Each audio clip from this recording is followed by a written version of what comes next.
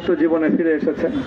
আলহামদুলিল্লাহ। সর্বশেষ আজ আমার মুক্তির মধ্য দিয়ে 2021 সালে হেফাজতে ইসলাম বাংলাদেশ এবং এদেশের আলেম সমাজের উপর ইতিহাসের অন্যতম এক গভীর ষড়যন্ত্র এবং চক্রান্ত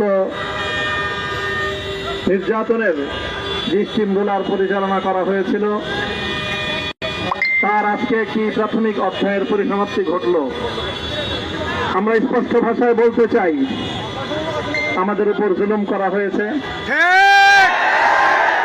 আমরা নির্যাতিত, অন্যায়ভাবে আমাদেরকে কারারুদ্ধ করা হয়েছে, বুলেটের আঘাতে আমাদের ভাইদেরকে হত্যা করা হয়েছে। আমরা যখন আমাদের সন্তানদের লাশ এবং তাদের রক্তমাখা বুলেট বিদ্ধ সেই মরদেহকে সামনে রেখে